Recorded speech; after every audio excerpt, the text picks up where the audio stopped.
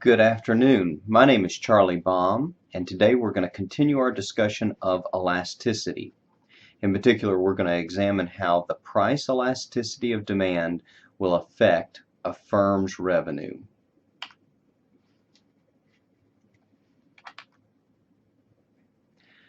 Firms and companies typically want to know, what can we do with our price to raise total revenue?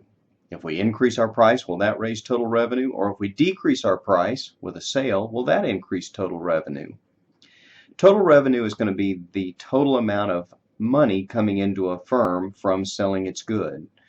Total revenue equals the price of the good multiplied by the quantity of the good that is sold. If demand is relatively inelastic, then that means consumers are relatively insensitive to price changes. This means that a firm could raise its price and consumers wouldn't respond by demanding very much less of the output. So a price increase would increase total revenue. But if the price elasticity of demand is relatively inelastic, then that means a price decrease would be unlikely to increase total revenue. This is because consumers, if their demand is inelastic, are not very sensitive to the price. So a price decrease or a sale would not increase the quantity demanded by very much. So if the price elasticity of demand is inelastic, a firm will be able to increase its total revenue by raising price, not by lowering price. This is just the opposite if the price elasticity of demand is relatively elastic. When the price elasticity of demand is relatively elastic, consumers are relatively sensitive to prices and price changes. This means that if a firm lowers its price, consumers will demand a lot more of the output because consumers are relatively sensitive to price.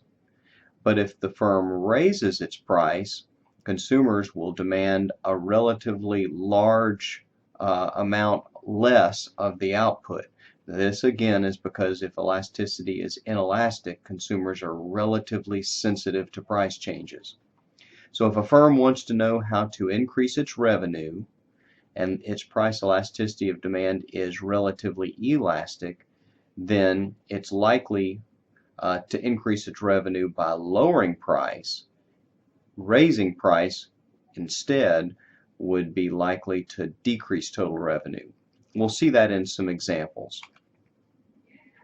Consider a market where the price of the good is initially $4. At this price, consumers demand 1,000 units of output. So we can calculate total revenue at this initial point. Total revenue is price times quantity.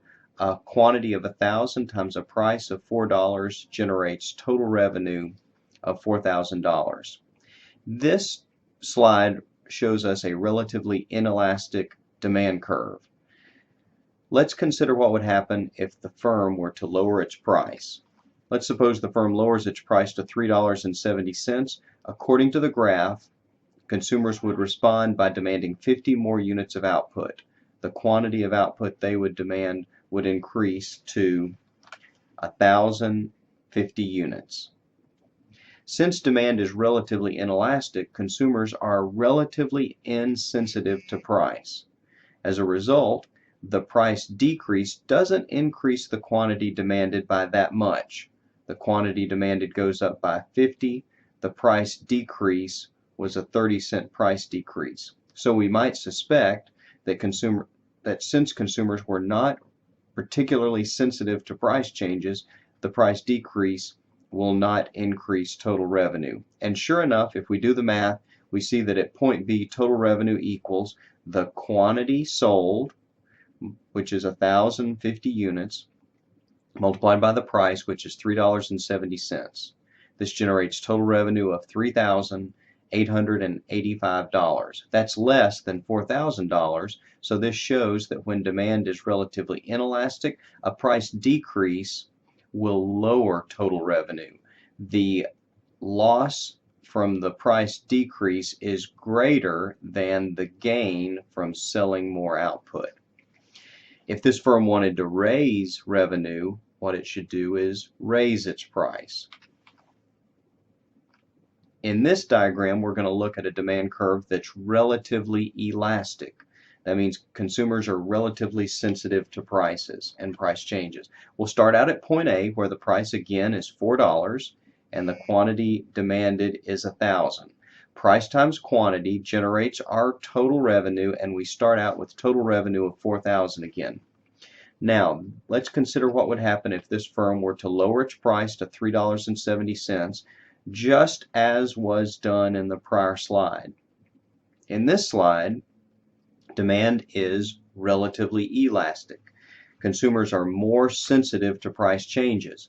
So when the price goes down by 30 cents, in this example, consumers respond by demanding more additional units of output.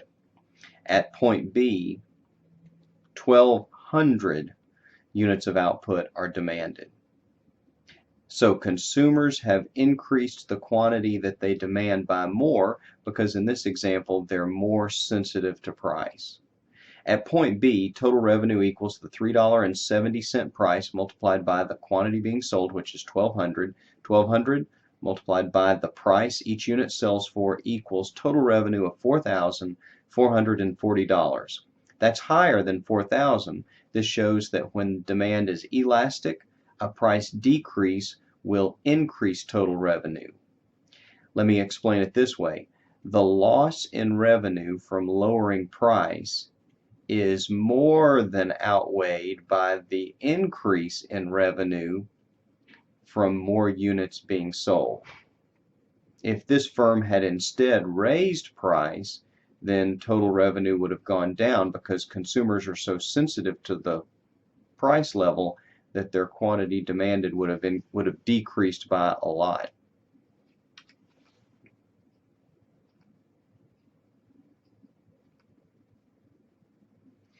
So we can begin to summarize our results. The price elasticity of demand equals the percentage change in the quantity demanded divided by the percentage change in price. When the percentage change in the quantity demanded is relatively large, then a price decrease will raise total revenue. And the elasticity of demand is greater than 1 in absolute value when it is elastic. So this illustrates that if the price elasticity of demand is elastic, then a decrease in price will raise total revenue because the percentage change in the quantity demanded will be larger than the percentage change in price. Just the opposite if the price elasticity of demand is less than 1 in absolute value. If it's less than 1 in absolute value, then demand is inelastic, and a change in price will result in a relatively small change in the quantity demanded. And so an increase in price will not, a decrease in price will not increase the quantity demanded by a proportional amount. A unique case is when the price elasticity of demand is equal to -1. In that case, the percentage change in price is exactly equal to the percentage change in quantity. If that's the case, then elasticity is unitary elastic and there will be no change in total revenue. Price can go up or price can go down and there will be no change in total revenue because the percentage change in the quantity demanded will be equal to the percentage change in price. In this slide, we see a demand curve represented in a table. You see that as the price of the good goes down, the quantity demanded goes up from 0 to 16. We have total revenue calculated in the third column, and this is just price times quantity. 8 times 0 is 0. 7 times 2 is 14. 6 times 4 is 24. What you'll notice is total revenue goes up at first when the price is cut. This suggests that initially demand is elastic, but then after a certain point, if the price continues to be decreased, the total revenue goes down. It'll eventually go down all the way to 0. What this shows us is that since price elasticity changes along a linear demand curve, Total revenue changes along a linear demand curve. Initially, demand is elastic, so lowering price increases total revenue.